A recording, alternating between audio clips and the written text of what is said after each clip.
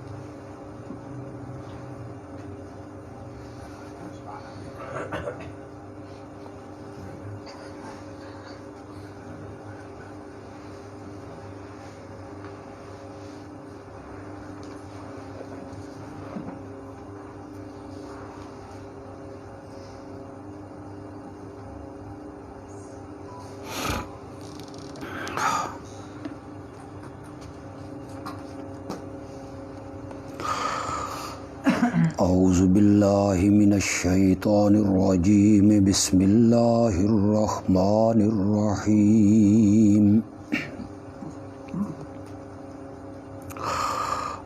افحسب الذین کفروا ان یتخذوا عبادی من دونی اولیاء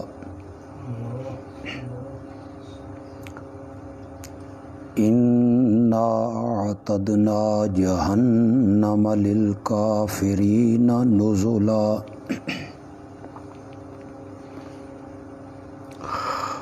قل هل ننبئکم بالاخسرین اعمالا الذین ضل سعیهم فی الحیاۃ الدنیا وهم یحسبون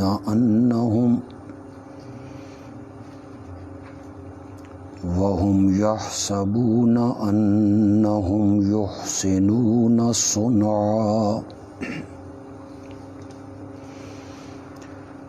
اولئک الذین کفروا بآیات ربہم ولقائہ فحبطت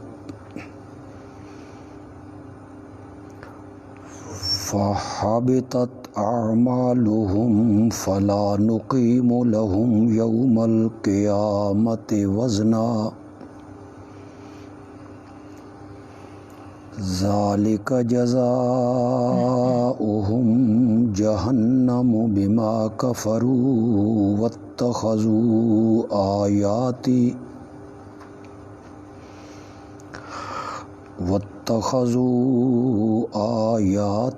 ورسلی ہزوا۔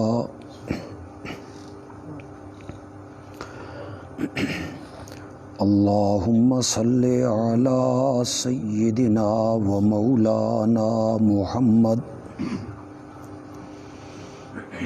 وعلی آل سیدنا و مولانا محمد وبارک وسلم ثم صلی علیہ۔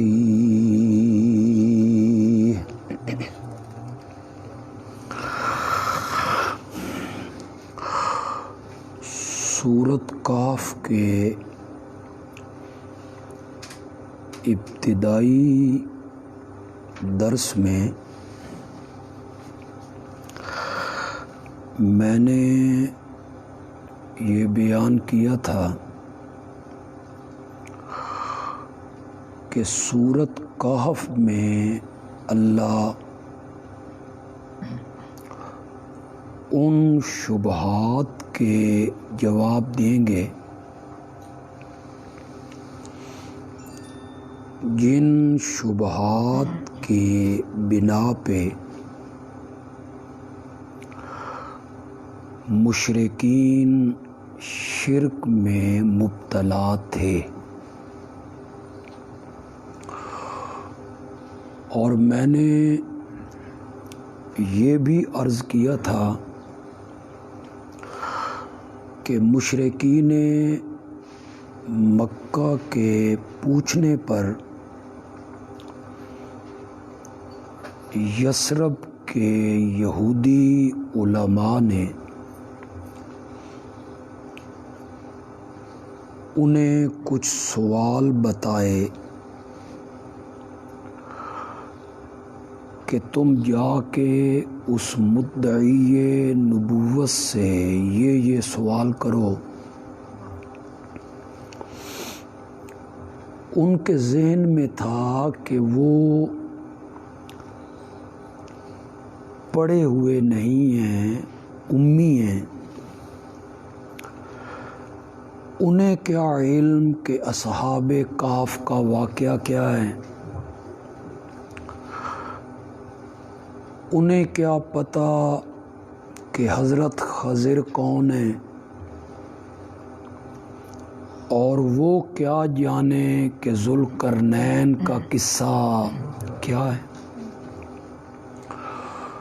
اور انہیں کیا معلوم کہ روح کی حقیقت اور ماہیت کیا ہے۔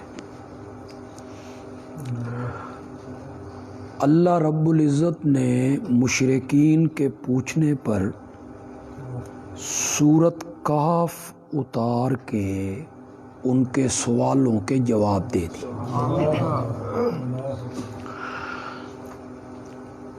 تین شبہات ہم پڑھ چکے ہیں، اصحاب کہف کے بارے میں ایک، جنات کے بارے میں دو، اور حضرت خضر کے بارے میں تین، کہ ان تینوں کے حالات سے یہ ثابت ہوتا ہے کہ یہ متصرف فی الامور بھی نہیں،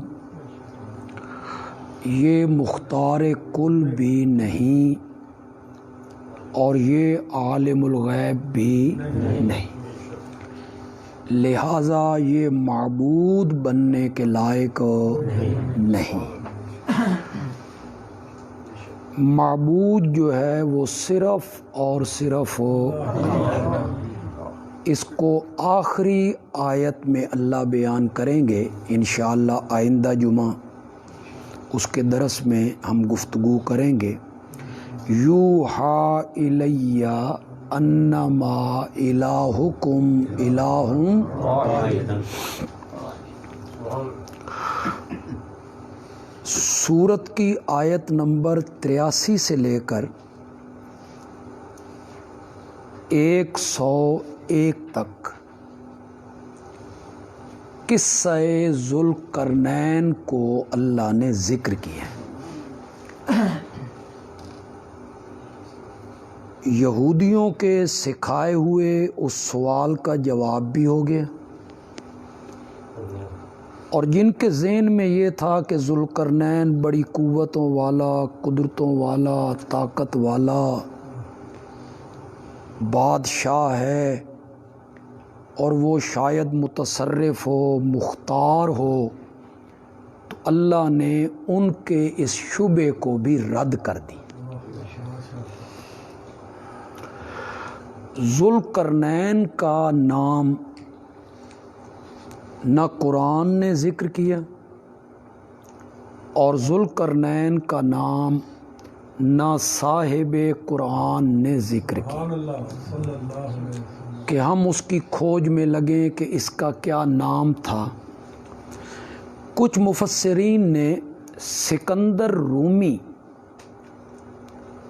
اسی کو ذوالقرنین تسلیم کیا، جیسے تفسیر ابن جریر ہے، لیکن یہ کوئی مستند بات نہیں ہے۔ جن چیزوں میں اللہ کا قرآن بھی خاموش ہو، اور صاحب قرآن بھی خاموش ہوں، اس میں کھوج لگانے کی ضرورت نہیں۔ یہ کچھ لوگوں کی عادت ہوتی ہے، پھر اسرائیلی روایات مل جاتی ہیں، اسرائیلی روایات کے سہارے وہ پھر کھوج مثلا حضرت آدم کو جس درخت سے منع کیا گیا تھا وہ کون سا درخت تھا جی وہ گندم تھا۔ یہ اپنی طور پہ جب اللہ کے قرآن نے بھی اس کو ذکر نہیں کیا اور خود نبی اکرم صلی اللہ علیہ وسلم نے بھی اس کو ذکر نہیں کیا تو ہمیں بھی کھوج لگانے کی ضرورت نہیں۔ کرن کہتے ہیں سینگ کو، پھر یہ حصے کے معنی میں بھی استعمال ہونے لگ گئے۔ لفظی معنی ذوالقرنین کا ہوگا دو سینگوں والا، تو کچھ علماء اس طرف چلے گئے کہ اس کا جو تاج تھا اس کے اوپر دو سینگ تھے، اس لیے اس کو ذوالقرنین کہتے ہیں۔ لیکن صحیح بات یہ ہے کہ وہ بیک وقت روم کا بھی بادشاہ تھا اور ایران کا بھی بادشاہ تھا، اس نسبت سے اس کو ذوالقرنین کہتے ہیں۔ حالانکہ روم ایک الگ سلطنت بعد میں ہوئی، ایران الگ سلطنت ہوئی، دونوں سپر طاقتیں تھیں، لیکن ذوالقرنین ان دونوں پر حکومت کرتا تھا، اس لیے اس کو ذوالقرنین کہہ دیتے۔ کچھ علماء نے کہا کہ چونکہ وہ مغرب تک پہنچا تھا اور پھر وہ مشرق تک پہنچا تھا تو اس مشرق اور مغرب تک پہنچنے کی نسبت سے اسے ذوالقرنین کہہ دیتے۔ واللہ عالم بالصواب، اللہ حقیقت حال کو بہتر جانتا ہے۔ یقیناً یہود اس سے واقف ہوں گے، ان کی کتابوں میں اس کا تذکرہ ہوگا، تبھی تو انہوں نے یہ پٹی پڑھائی نا کہ اس سے پوچھو کہ ذوالقرنین کون ہے، تو یہود اس سے واقف تھے۔ اس کو اللہ نے مادی وسائل فراوانی کے ساتھ عطا کیے تھے، قوت بھی، طاقت بھی، فوج بھی، ہتھیار بھی، وسائل بھی، اسباب بھی۔ اتنے وسائل اور اسباب تو ہیں نا کہ یہ اس جگہ پہ پہنچا جہاں آگے راستے بند تھے، دلدل تھی۔ اس نے سمجھا میں اخیر تک پہنچ گیا ہوں اور سورج دلدل میں غروب ہو رہا ہے، حالانکہ وہ محسوس ایسے ہوتا تھا کہ سورج دلدل میں غروب دلدل میں نہیں ہو رہا تھا۔ تو یہ وہاں تک پہنچا جہاں آگے کوئی انتہا نہیں تھی۔ پھر وہاں اس کو قوم ایک ملی، اس کے قریب رہنے والے لوگ، تو اللہ تعالیٰ نے اس کو کہا، اللہ کہتے ہیں ہم نے کہا یا ذوالقرنین، یہ آیت نمبر 86 میں ہے، قلنا یا ذوالقرنین اما ان تعذب و اما ان تتخذ فیہم حسنا، انہیں سزا دے یا ان کے ساتھ اچھا سلوک کر، تجھے اختیار ہے۔ ایک بات کی یہاں وضاحت کروں کہ ذوالقرنین نبی نہیں ہے، نیک آدمی ہیں، صالح آدمی ہیں، بادشاہ بھی ہے اور نیک آدمی، نبی نہیں۔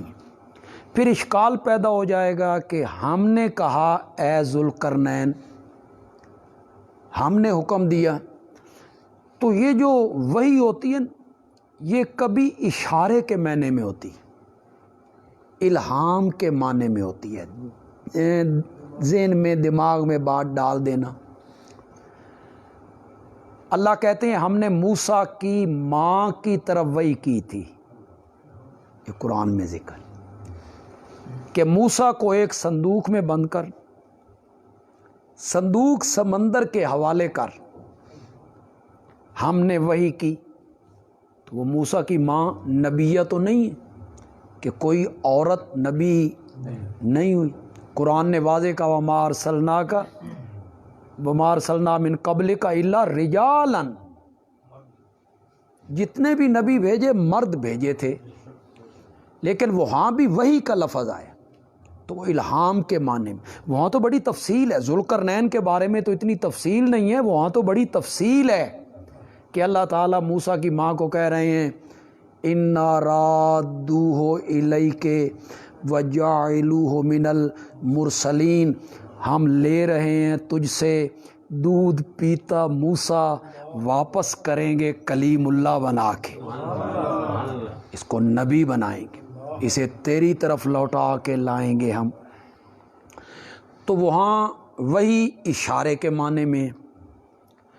قرآن پاک نے مریم سے بات، اللہ نے مریم سے باتیں کی جبریل کے ذریعے، تو مریم کوئی نبی تو نہیں، ان سے بھی باتیں ہوئیں۔ شہد کی مکھی وَأَوْحَا إِلَى النَّحْلِ، شہد کی مکھی کی طرف وحی کی کہ تو اس طرح اڑ، اس طرح جا، اس طرح رس چوس، ہم نے واپسی کے راستے تیرے لیے آسان کر دیے ہیں۔ تو وہاں وحی کا کیا معنی ہے؟ اشارہ، ذہن میں دماغ میں بات کو ڈال دینا۔ تو اللہ نے بھی کہا بھئی تجھے ہم نے قابو دیا ہے، انہیں یا معاف کر دے یا انہیں سزا دے۔ وہاں سے وہ چلا اور مشرق میں پہنچ گئے۔ ثم اتبع سببا حتی اذا بلغ مطلع الشمس، جہاں سورج کیا ہو رہا تھا؟ طلوع ہو رہا تھا۔ تو وہاں ایک قوم کو پایا جنہیں لباس پہننے کا سلیقہ نہیں، مکان بنانے کا سلیقہ نہیں، سورج اور ان کے درمیان آڑ کوئی نہیں، وہاں تک پہنچ گیا۔ پھر وہاں سے چلا تو اس نے ایک اور طرف رخ کیا، چلتا چلتا دو پہاڑوں کے درمیان پہنچا تو وہاں ایک قوم کو پایا لا یکادون یفقہون قولا، کہ وہ اس کی بات کو سمجھتے نہیں تھے، وہ بات سمجھتے نہیں تھے، ان کی زبان اور تھی، اس کی زبان اور تھی۔ انہوں نے اس سے کہا، یا پھر مفسرین حیران ہوئے بھئی جب بات کو سمجھتے نہیں تھے تو کہا کیسے؟ تو کچھ نے کہا ترجمان کے ذریعے کا، لیکن میرا خیال یہ ہے کہ اشاروں کی بھی ایک زبان ہوتی، زبان سے بندہ نہ بولے، اشاروں کی بھی ایک زبان ہوتی۔ تو کسی طریقے سے انہوں نے ذوالقرنین کو سمجھایا کہ یہ دو پہاڑوں کے درمیان جو درہ ہے، ایک شرارتی قوم اس درے سے داخل ہوتے ہیں، لوٹ مار کرتے ہیں، ہمیں بڑا تنگ کر رکھا ہے، تو یہاں تیرے پاس قوت بھی ہے، فوج بھی ہے، اسباب بھی ہیں، تو ایک دیوار بنا دے تاکہ وہ اس درے کے ذریعے اندر داخل نہ ہو سکے، تو ہم تیری مدد بھی کرتے ہیں۔ ذوالقرنین کہنے لگا مدد کی مجھے کوئی ضرورت نہیں ہے، ما مکنی فی ربی خیر، جو اللہ نے مجھے طاقت دی ہے وہ بہتر ہے، فاعینونی بقوت، ہاں تم میری مدد کرو قوت کے ذریعے، یعنی مزدوری کرو، دیوار میں بناتا ہوں، بندے فراہم کرو، مزدوری کرو۔ اس نے جناب تانبے کی تختے اور اسے وہاں جوڑ کے اس میں آگ دھونک کے جب وہ بالکل سرخ ہو گئیں تو وہاں اس نے تانبا تھا اس کے پاس پگھلا ہوا، وہ اس پر اس نے تانبا ڈال دیا اور وہ دیوار اس نے بنا دی۔ اس کے بارے میں بھی لوگوں نے بڑی باتیں کی ہیں، لیکن قرآن حدیث کو اس کے بارے میں وضاحت نہیں کرتا۔ 50 میل لمبی یہ دیوار، 29 فٹ اونچی ہے اور 10 فٹ چوڑی، اس کا بھی آج تک پتہ نہیں چلا بھئی، کسی لوگوں نے کہا دیوار چین ہے، کسی نے کچھ کہا، کسی نے کچھ کہا، لیکن حتمی طور پر کوئی بات نہیں کی جا سکتی۔ یہ سارے کام اس نے کیے۔ تو ذرا شروع میں ہم آئیں آیت نمبر 84 پر، قرآن کہتا ہے اِنَّا مَكَّنَّا لَهُ فِي الْأَرْضِ، ہم نے اس کو زمین میں ٹھکانہ اور قوت دی تھی، وَآتَيْنَاهُ مِن كُلِّ شَيْءٍ سَبَبًا، اور ہم نے ہر طرح کا سامان اسے عطا کیا تھا، یعنی یہ سب کچھ ہم نے کیا تھا۔ پھر آگے ذوالقرنین بھی کہتا ہے کہ جو کچھ میرے رب نے مجھے دیا ہے وہ بہتر ہے۔ اور پھر جب اس نے دیوار بنا دی اور اس نے کہا کہ وہ قوم جو تمہیں یہاں آ کے تنگ کرتے ہیں وہ اب اس کو کراس کر کے یہاں تک نہیں پہنچیں گے، تو کہتا ہے ھذا رحمت من ربی۔ ذوالقرنین خود یہ کہنے لگا ہے ھذا رحمت من ربی، یہ سب کچھ میرے رب کی کیا ہے؟ رحمت۔ تو 4 شبہات کے اس طرح جواب ہو گئے۔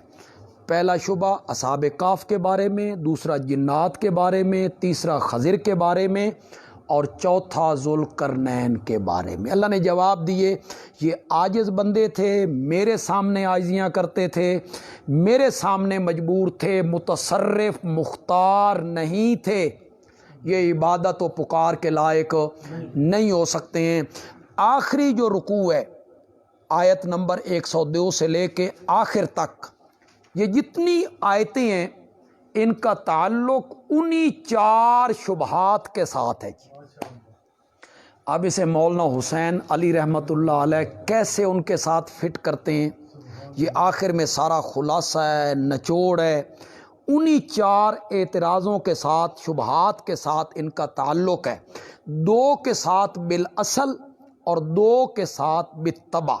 جب میں بیان کروں گا تو آپ داد دیں گے مولانا حسین علی کے فہم قرآن کو کہ واقعی اس نے قرآن سمجھا ہے تو بڑے خوبصورت انداز میں سمجھا، لیکن آپ کو تھوڑا سا ذہن تازہ رکھنا پڑے گا۔ افحسب الذین کفروا، کیا کافروں نے یہ سمجھ لیا ان یتخذوا عبادی من دونی اولیاء، کہ وہ میرے سوا میرے بندوں کو کارساز بنا لیں گے؟ کیا کافروں نے یہ سمجھ لیا کہ وہ میرے سوا میرے بندوں کو کارساز بنا لیں گے؟ یہ ایک سوالیہ سا جملہ ہے، اس کا جواب کیا ہوگا؟ اللہ تعالیٰ کہنا چاہتے ہیں کیا انہوں نے یہ سمجھ لیا ہے کہ وہ میرے سوا اوروں کو کارساز بنائیں گے تو میں قیامت کے دن ان کو سزا نہیں دوں گا؟ انہوں نے یہ سمجھ لیا ہے؟ یا اس کا معنی یہ ہوگا کہ میرے سوا انہوں نے میرے بندوں کو کارساز بنا لیا ہے، کیا انہوں نے یہ سمجھ لیا ہے کہ وہ انہیں میری گرفت سے بچا لیں گے، وہ انہیں چھڑا لیں گے؟ یہ سمجھ لیا انہوں نے میرے بندوں کو کوئی میرا بندہ کارساز بننے کے لائق نہیں، جو بندے ہیں وہ کارساز نہیں ہو سکتے۔ یہ پہلے شبے کے ساتھ تعلق ہے۔ بالاصل اصحاب کہف جو انسان تھے، بندے تھے، وہ کارساز بننے کے لائق نہیں۔ دوسرے شبے کے ساتھ بالطبع ہوگا، بئی معنی اگر آدم کی اولاد کارساز نہیں ہو سکتی تو پھر جنات کیسے ہو سکتے ہیں؟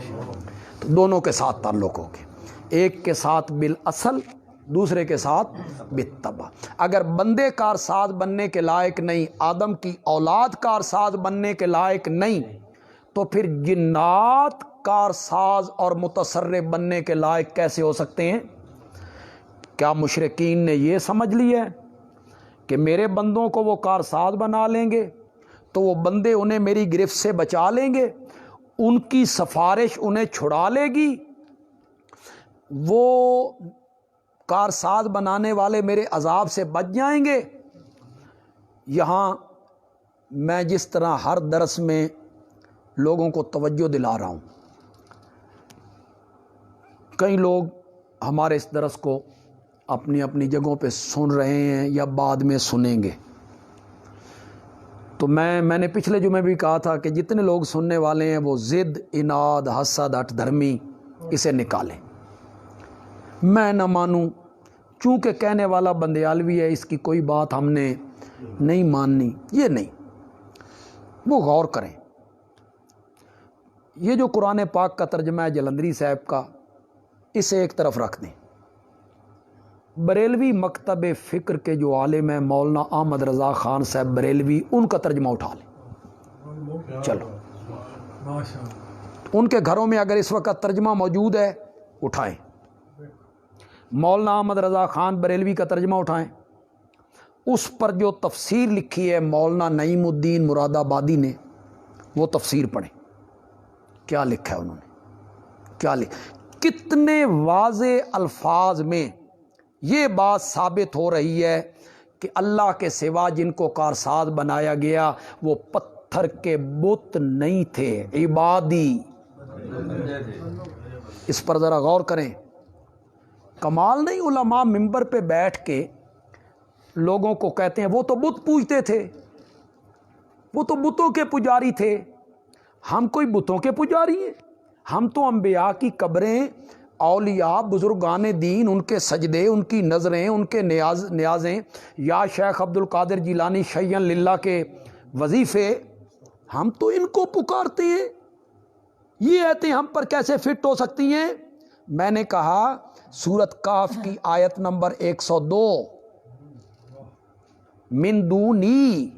फिर तुम कहते हो जहाँ दून इल्लाह आता है वहाँ बुत होते हैं। ये मिन दूनी क्या है? मिन दूनी इबादी के साथ है, इबादी मिन दूनी। तमाम मुफस्सिरीन ने लिखा, इससे इधर उधर हो भी कौन सकता है? इससे मुराद ईसा, उज़ैर और फरिश्ते हैं। हज़रत ईसा इससे मुराद है, हज़रत उज़ैर इससे मुराद है, बुजुर्गान दीन इससे मुराद हैं, अल्लाह के नेक बंदे इससे मुराद हैं जिनको अल्लाह के सिवा पुकारा गया और अल्लाह के सिवा जिनको कारसाज बनाया गया। मैं इसकी तायीद भी दिखा देता हूँ आपको। आएँ एक जगह देखते हैं। कुरान पाक अपनी तफसीर खुद करता है, उसकी वजाहत करता है कुरान। अल्लाह कुरान की समझ अता फरमाए। शर्त ये है कि कुरान की अल्लाह समझ दे दे। ये सफ़ा नंबर है 227।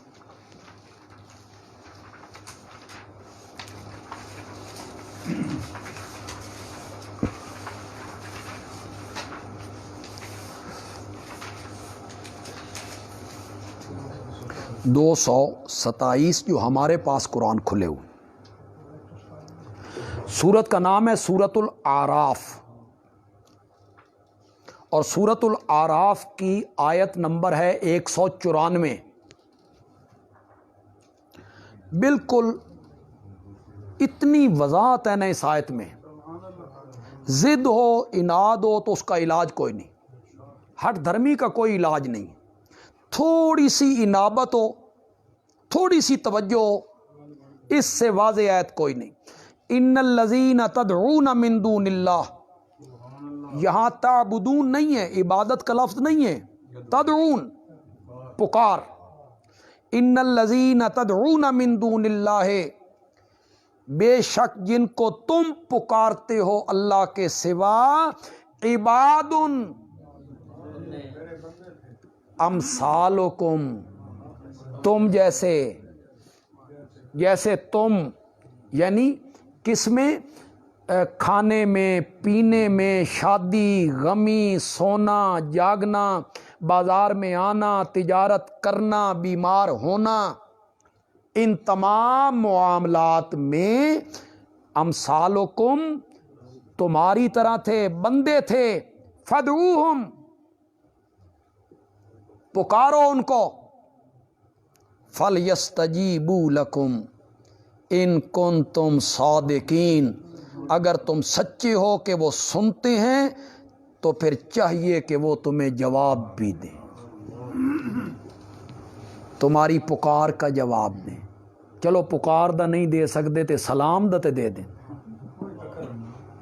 वो तो साड़ी भाजी ला छड्डन पे। हमने जो सलाम किया है तो वो तो हमें लौटाएं ना, हमने जो सलाम किया है तो हमारे सलाम का जवाब तो दो ना। फदऊहुम फलयस्तजीबू लकुम, उनको पुकारो, चाहिए कि वो तुम्हारे पुकारों का जवाब दें। इन कुंतुम सादिकीन, अगर हो तुम सच्चे। ایک اور جگہ دیکھتے ہیں. یہ تو قرآن ہے جی.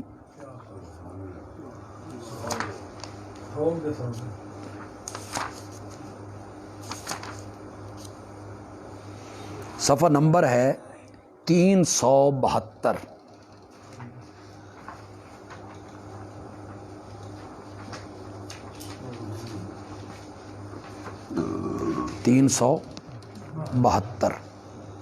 سورت کا نام ہے بنی اسرائیل.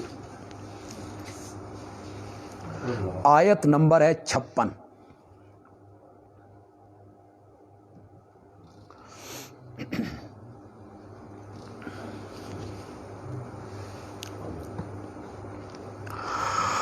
قُلِ ادْعُوا الَّذِينَ زَعَمْتُم مِّن دُونِهِ. میرے پیغمبر آپ کہیں پکارو ان کو جن کے متعلق تمہارے بڑے گمان ہیں، من دونہ اللہ کے سوا. کیا گمان ہے؟ یہ کرنیاں بھرنیاں والے ہیں، یہ گمان. نظام تم سے یہ مراد ہے. یہ متصرف ہیں، مختار ہیں، چھپر پھاڑ کے دیتے ہیں، جھولیاں بھر دیتے ہیں. جن کے متعلق تمہارے بڑے بڑے دعوے ہیں نا، میرے سوا ان کو پکارو. فلا یملکون، وہ مالک نہیں ہیں، کشف الضر عنکم، تکلیف کو کھولنے کے تم سے، ولا تحویلا، اور نہ اس تکلیف کو بدلنے کے. وہ تمہیں شفا دے دیں، اس مصیبت سے نجات دے دیں، تمہاری تکلیف کھول دیں، ان میں یہ طاقت نہیں ہے. نہیں ہے ان میں طاقت زور کو، تکلیف کو کھولنے کی. اس سے پہلے کہ میں ترجمہ کروں اس آیت کا، یہ جو ہے نا یکشف فلا یملکون کشف الضر، اس کا بڑا لطف آئے گا. میں ایک جگہ اور ایک جگہ پہ آپ کو لے جانا چاہتا ہوں. یہ صفحہ نمبر ہے 495. 495 20واں پارہ ہے جی. ابتدائے 20ویں پارے کی شروع ہو رہا ہے 20واں پارہ. صفحہ نمبر ہے 495. سورت کا نام ہے نمل. سورت النمل. آیت نمبر ہے 62. بالکل صفحے کے درمیان آ جائیے جی. 20واں پارہ یہاں سے شروع ہو رہا ہے. سورت کا نام ہے نمل. آیت نمبر 62. امن یجیب المضطر اذا دعاہ، بھلا کون ہے، یہ استفہام ہو رہا ہے، بتاؤ بھلا کون ہے جو قبول کرتا ہے المضطر، لاچار، بے کس کی پکاروں کو، جواب دیتا ہے. اذا دعاہ، جب وہ لاچار اور بے کس اس کو پکارتا ہے. وَيَكْشِفُ السُّوءَ، اور تکلیف کو ہٹا دیتا ہے. وہاں کیا فرمایا؟ وہ تکلیف کو ہٹا نہیں سکتے. یہ میں ہوں جو لاچار اور بے کس کی پکار سنتا ہوں اور اس کی پکار سن کے اس تکلیف کو دور کر دیتا ہوں. وَيَجْعَلُكُمْ خُلَفَاءَ الْأَرْضِ، اور اس نے بنایا ہے تمہیں زمین میں جانشین، ایک دوسرے کا یا اپنا. اپنے سے مراد ہے بھی اپنے احکام جاری کرنے کے لیے نبی بھیجے. وہ خود تو احکام نہیں نہ آ کے سنا سکتا. اللہ ہمیں کہہ سکتا ہے بھی نماز اس طرح پڑھو، اس میں تو رکوع کرنا پڑے گا، سجدہ کرنا پڑے گا. اللہ کیسے بتا سکتا ہے؟ اس کے لیے نبی کی ضرورت ہوتی ہے. اسے جانشین کہہ دیا. یا ایک دوسرے کا جانشین بنایا. باپ چلا گیا، اس کی جگہ پہ بیٹا آ گیا. وہ چلا گیا، اس کی جگہ پہ بیٹا آ گیا. اب تھوڑی سی توجہ کرنی ہے آپ نے. لاچار آدمی کی دعائیں میں سنتا ہوں، آنے والی مصیبتیں میں دور کرتا ہوں. اِلٰہٌ مع اللہ، کیا اللہ کے ساتھ کوئی اور الہ بھی ہے؟ تو یہاں سے کیا ثابت ہوا؟ الہ کون ہوتا ہے؟ مشکل کشا وہ ہوتا ہے جو پکاریں سنتا ہے، الہ وہ ہوتا ہے جو پکاریں سنتا ہے، الہ وہ ہوتا ہے جو آنے والی مصیبتوں کو ہٹا۔ یہ جب کہتے ہیں نا ہمارے دوست اسا کوئی انہوں نے الہ مننے ہیں، ہم تو لا الہ الا اللہ پڑھتے ہیں، ہم تو اس کے وظیفے پڑھتے ہیں، ذکر کرتے ہیں، لا الہ الا اللہ اس کے وظیفے ہم پڑھتے رہتے ہیں، ہم کوئی انہیں الہ مانتے ہیں۔ یہ ہے الہ ماننا جناب۔ اللہ کے سوا جب کسی کو اس نظریے سے پکارو گے کہ وہ میری پکار کو سن رہا ہے غائبانہ، تو یہ اس کو کیا بنا لیا؟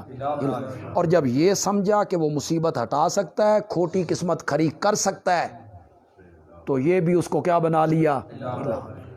یہ آیت اس کو واضح کر رہی ہے۔ آ جائیے اس جگہ پہ جی، صفحہ نمبر 372 پہ جی۔ جن کے متعلق تمہارے بڑے گمان ہیں میرے سوا، پکارو ان کو، بلاؤ۔ فلا یملکون کشف الضر عنکم، وہ تم سے تکلیف کو ہٹانے کی طاقت نہیں رکھتے، مالک نہیں، نہ بدلنے کی، نہ بدلنے کی۔ اب اگر کوئی بندہ یہ کہے بھئی تو بت مراد نے، بھئی بت تو تکلیف نہیں ہٹا سکتے، من دون اللہ بت مراد ہیں، تو میں اللہ کا واسطہ دے کے اس بندے سے کہوں گا اگلی آیت کو پڑھ، اولئک الذین یدعون، یہ لوگ جن کو پکار رہے ہیں، یہ مشرک لوگ جن کو پکار رہے ہیں، یبتغون الی ربہم الوسیلہ، وہ تو خود اپنے رب کا قرب تلاش کر رہے ہیں۔ یہ رب کا قرب کون تلاش کر رہا ہے جی؟ پتھر کے بت۔ یہ کہہ دینا کہ یہاں سے بت مراد ہیں، علماء سے میری کوئی بات نہیں ہے، علماء کو سب پتہ ہے، اہل علم لوگ سب واقف ہیں، سب پتہ ہے۔ میری بات عوام سے، جن بیچاروں کو ورغلایا گیا، انہیں تقریریں سنائی گئیں کہ من دون اللہ بت ہوتے ہیں، من دون اللہ سے مراد بت ہوتے ہیں، ہم کوئی بت پوجتے ہیں؟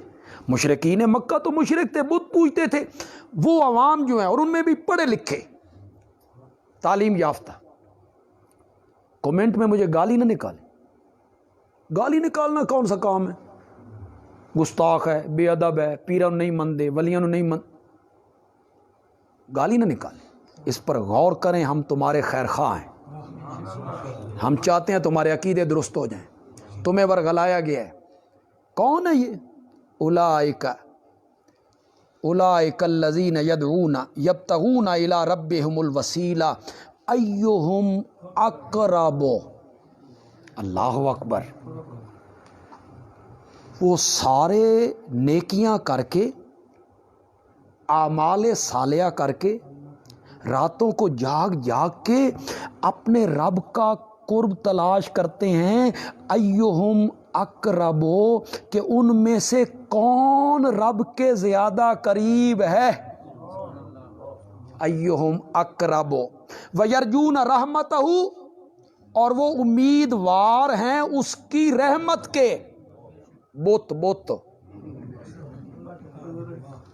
بت امیدوار ہیں، وہ امیدوار ہیں اس کی رحمت کے۔ وَيَخَافُونَ عَذَابَهُ، اور وہ ڈرتے رہتے ہیں اس کے عذاب سے۔ اِنَّ عَذَابَ رَبِّكَ كَانَ مَحْذُورًا، تیرے رب کا عذاب ہے ہی ڈرنے کی چیز، خوف رہنا چاہیے، خوف رہنا چاہیے۔ یعنی کوئی نیک آدمی بھی ہو تو اس کو رب کی رحمتوں پر امید بھی رہنی چاہیے، اور اللہ کے عذاب کا خوف بھی رہنا چاہیے، ڈر بھی رہنا چاہیے۔ کتنی واضح آیت ہے۔ ایک تو یہاں سے یہ ثابت ہوا کہ الوسیلہ کا معنی کیا ہے؟ قرب، التقرب الی اللہ، کس کے ساتھ؟ بالایمان و بالاعمال الصالح۔ یہ نہیں، یہ اردو والا وسیلہ ہے جو لوگوں کے ذہن میں ہے، ذریعہ۔ چھت پہ چڑھنا ہے تو سیڑھی، بڑے افسر کو ملنا ہے تو چھوٹے افسر، یہ یہ اردو کا وسیلہ استعمال ہوتا ہے اردو میں. عربی کا جو الوسیلہ ہے وہ اس معنی میں استعمال نہیں ہوتا. وہ ہوتا ہے التقرب الی اللہ بالایمان وبالاعمال الصالح. ایمان اور اعمال صالحہ کے ذریعے اللہ کا قرب تلاش کرنا، نیکیاں کرنا، ایمان قبول کرنا، تاکہ بندہ اللہ کے کیا ہو جائے؟ قریب ہو جائے. تو جن جن کو پکارا گیا، کارساز بنایا گیا، وہ اللہ کے کیا تھے؟ بندے تھے. تو انہوں نے کیا سمجھا کہ میرے بندوں کو کارساز بنائیں گے، شرک کریں گے تو پھر میرے عذاب سے بچ جائیں گے؟ نا، انا اعتدنا جہنم للکافرین نزلا. ہم نے جہنم کو کافروں کے لیے بطور مہمانی کے تیار کر رکھا ہے. یہ طنز ہے جی تھوڑا سا، جہنم بطور مہمانی. قل هل ننبئکم بالاخسرین اعمالا، کیا ہم تمہیں بتائیں، میرے پیغمبر کہیے کیا ہم تمہیں بتائیں اعمال کے لحاظ سے سب سے زیادہ خسارے میں کون ہے؟ بالاخسرین اعمالا، اعمال کے لحاظ سے سب سے زیادہ گھاٹے میں کون ہے؟ الذین ضل سعیہم فی الحیات الدنیا، وہ لوگ جن کی ساری کوشش اور سعی دنیا کی زندگی میں برباد ہو گئی. جتنی کوشش کی، سعی کی، عمل کیے، سب برباد ہو گئے. وَهُمْ يَحْسَبُونَ أَنَّهُمْ يُحْسَنُونَ صُنْعًا، اور وہ اپنے تئیں سمجھتے رہے کہ وہ اچھے اچھے کام کر رہے ہیں. ایک معنی مفسرین نے اس کا یہ بیان کیا کہ ساری تگ و دو دنیا کے لیے کی. دنیا، مکان اچھا ہو، گاڑی اچھی ہو، کپڑے اچھے ہوں، اولاد، یہ وہ، ساری تگ و دو دنیا کے لیے کی، آخرت کے لیے کچھ بھی انہوں نے نہیں بنا.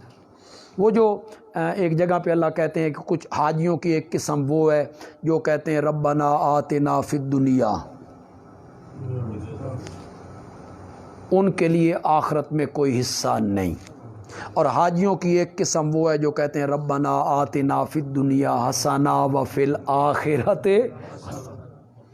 کو یہ تو شریعت منع نہیں کرتی کہ مکان آپ نہ بنائیں، یا دکان آپ نہ بنائیں، یا تجارت آپ نہ کریں، یا کپڑے آپ نہ پہنیں، یا گاڑی آپ استعمال، یہ تو شریعت نہیں کہتی نا. شریعت یہ کہتی ہے کہ دنیا کے جو اسباب ہیں وہ اختیار کریں، لیکن آخرت کے لیے بھی کچھ تیار کریں. ایک معنی تو یہ ہے دنیا ہی دنیا، آخرت کوئی نہیں. ایک معنی لوگوں نے یہ کیا کہ وہ عمل تو اچھے کرتے ہیں، مثلا ہسپتال بنا دیا، سرائے بنا دی، کنواں کھدوا دیا، کسی غریب لڑکی کی شادی کروا دی، کسی غریب کا علاج کروا دیا، اچھے اچھے کام کرتے ہیں، لیکن ان میں ایمان کی دولت موجود ہو نہیں. تو جب ایمان کی دولت موجود نہیں ہے تو پھر ان کا کوئی عمل بھی اللہ کے ہاں مقبول ہو نہیں ہوگا. اعمال کی قبولیت کے لیے عقیدے کا درست ہونا شرط ہے. ایمان، عقیدہ، اگر عقیدہ صحیح نہیں کوئی عمل بھی قبول. یہ آج بھی گلاب دیوی اسپتال، گنگا رام، ان کے نام آج بھی زندہ ہیں.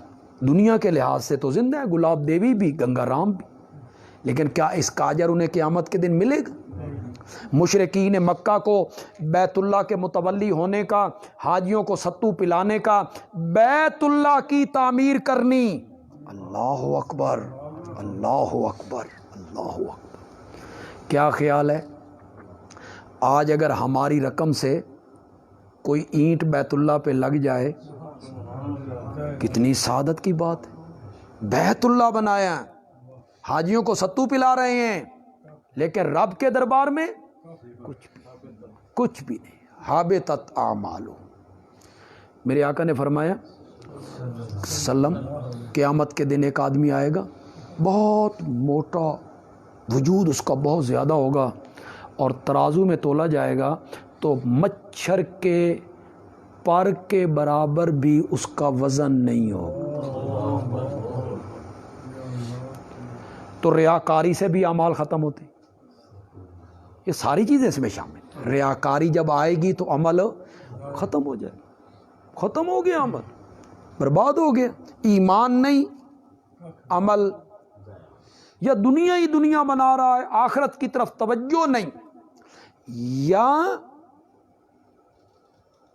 الذین ضل سعیہم فی الحیات الدنیا وہم یحسبون انہم یحسنون صنعا، وہ سمجھ رہے ہیں کہ وہ اچھے اچھے کام کر رہے ہیں، لیکن ان کی ساری تگ و دو، محنت، کمائی، عمل برباد ہو جائیں گے۔ اس سے مراد ہے شرک و بدعات کا ارتکاب۔ شرک کر رہا ہے، بدعات کا ارتکاب کر رہا ہے۔ جب بدعت کا ارتکاب ہوتا ہے بظاہر وہ کتنا خوبصورت نظر آتا ہے، بدعت بظاہر بڑی خوبصورت نظر آتی، اسی لیے تو ہمیں جب ہم تردید کرتے ہیں تو لوگ ہمیں جواب میں کہتے ہیں درود نہیں پڑھن دیں دے۔ یہ میت کے گھر بیٹھ کے تیسرے دن اگر گٹھڑیوں پہ کلمہ پڑھیں، کلمہ پڑھنا گناہ ہے جی، یہی تو لوگوں کو دھوکہ لگ گیا، کمال ہے جی۔ اور میں کئی مرتبہ یہ بات کہتا ہوں کہ جو شرک ہے نا، شرک، کوئی مجھے کہے نا بھائی شرک سمجھا، اللہ دی قسم ہے میں 1 دونی دونی تے 2 دونی 4 چند منٹوں میں سمجھا دوں اے شرک ہے، تے کوئی من آکھے نا بھائی بدعت سمجھا، وہ سر میں درد ہو جاتا،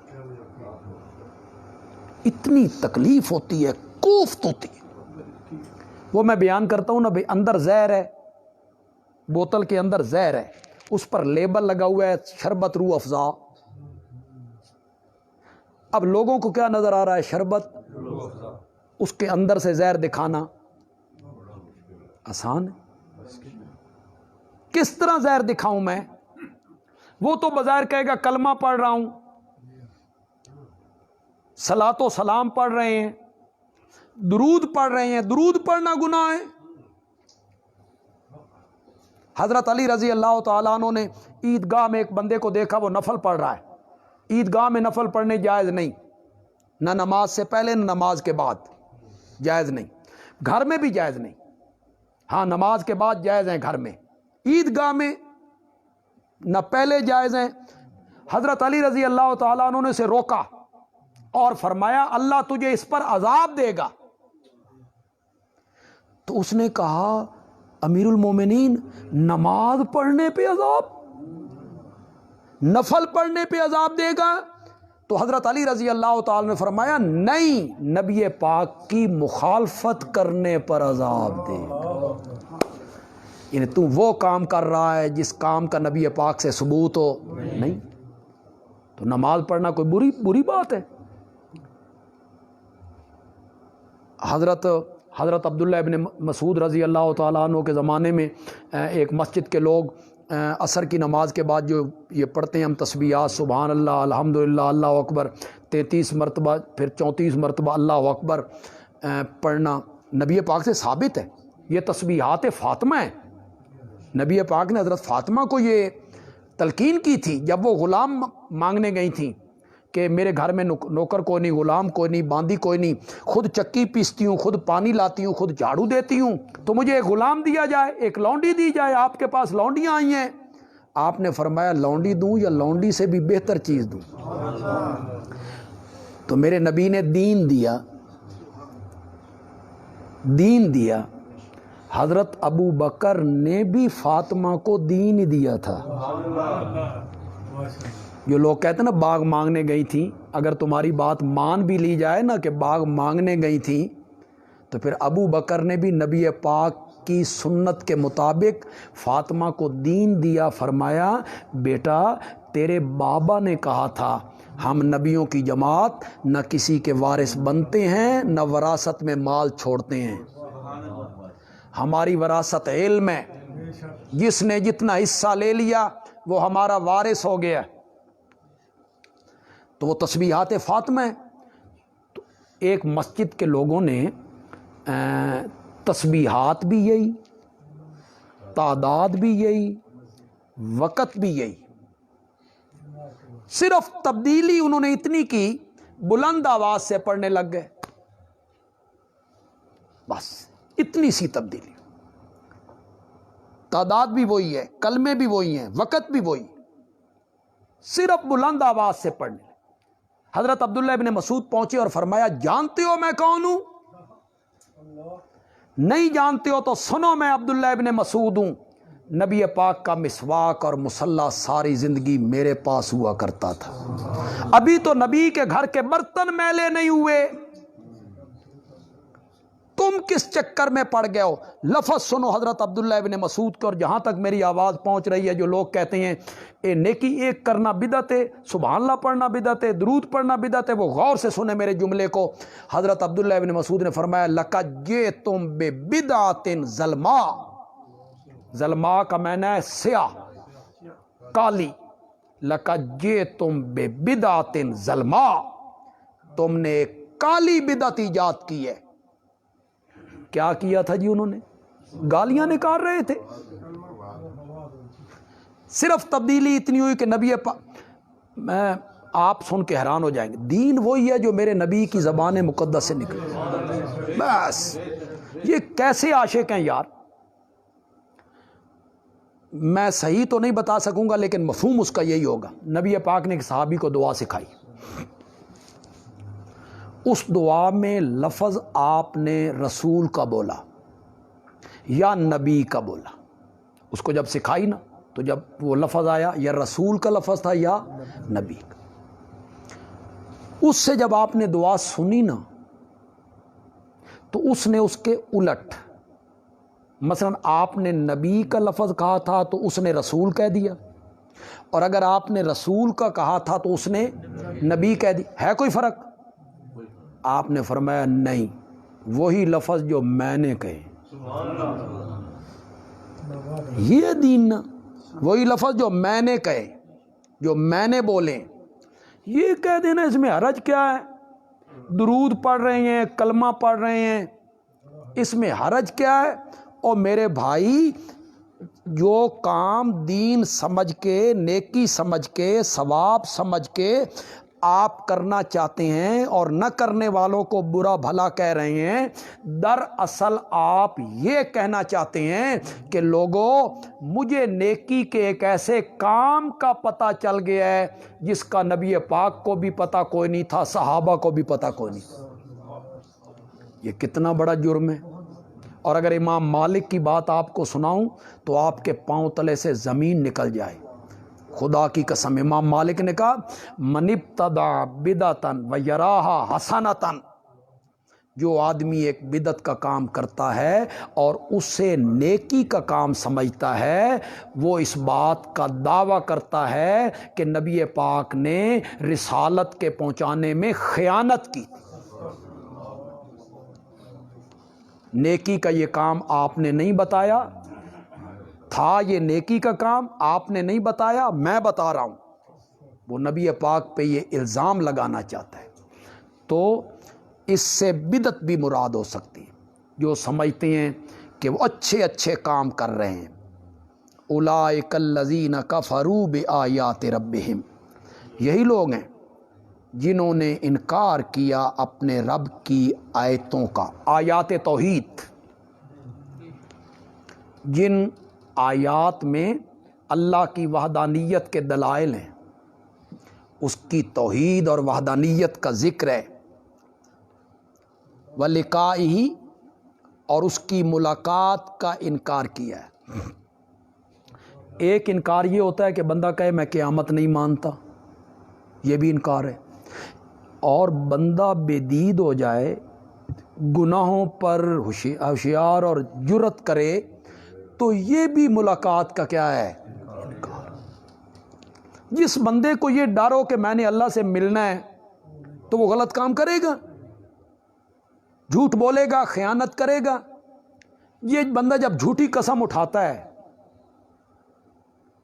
اس کا کیا خیال ہوتا ہے کہ میں نے رب سے ملاقات کرنی؟ ہوتا ہے اس کا خیال؟ یہ بھی اللہ کی ملاقات کا انکار ہے۔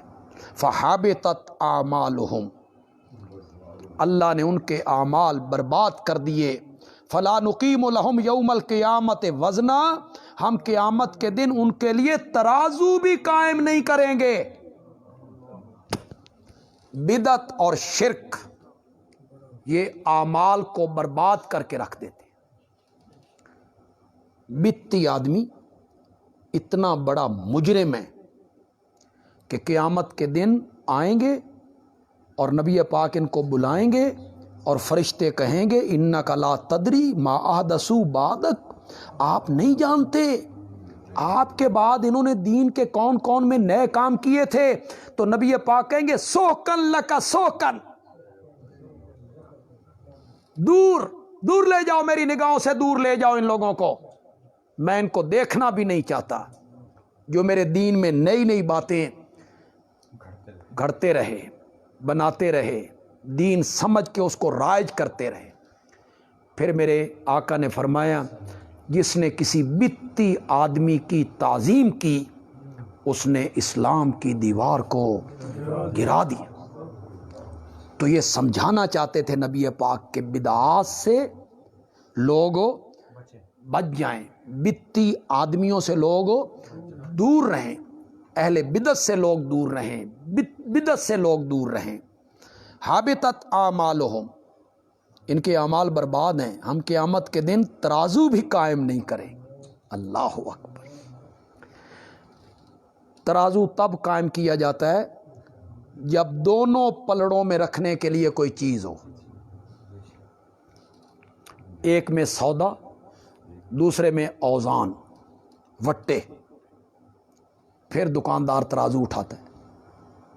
اور اگر ایک پلڑے میں سودا ہو دوسرے میں اوزان نہ ہو تو وہ پاگل ہی ہے نا، وہ دکاندار کو لوگ پاگل کہیں کہ یار ایک میں سودا ہے دوسری میں چیز کوئی نہیں، یہ ترازو قائم کس لیے کر رہے ہو؟ اللہ نے فرمایا ان کے نیکی والے پلڑے میں رکھنے کے لیے چیز کوئی نہیں، شرک نے سارے اعمال کو برباد کر دیا تھا۔ ایک پلڑے میں برائیاں ہی برائیاں، گناہ ہی گناہ، گناہ ہی گناہ، دوسرا پلڑا ہے ہی خالی، ہم نے ترازو کیوں قائم کر؟ یہ جو ہم لوگ بار بار شرک کے متعلق باتیں کرتے ہیں، ہر درس میں کرتے ہیں، ہر جمعے پہ کرتے ہیں، ہر محفل میں کرتے ہیں، ہر سیمینار میں کرتے ہیں، لوگ ہمیں کہتے ہیں یہ انہوں نے اس تو سوا شے کو نہیں آندی، جب سنو توحید توحید توحید توحید لا الہ الا اللہ۔ میرا خیال ہے کہ مشرک لوگ جو انبیاء کو مجنون کہتے تھے وہ غالباً اسی بنا پہ کہتے تھے، ورنہ نبی سے زیادہ عقل مند کون ہوتا ہے؟ وہ تو بڑے حکمت والے ہوتے ہیں، نبوت کے ملنے سے پہلے بھی معصوم ہوتے ہیں، گناہ کا صدور ان سے نہیں ہوتا، عقل کا فطور کیسے ہو سکتا ہے؟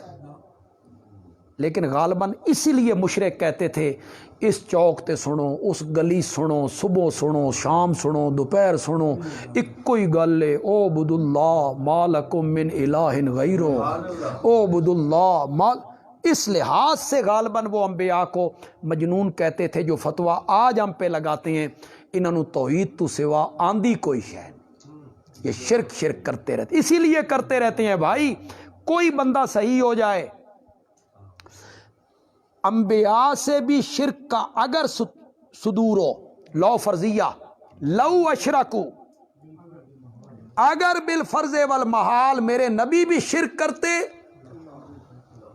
لَحَبِطَ عَنْهُمْ مَا كَانُوا يَعْمَلُونَ۔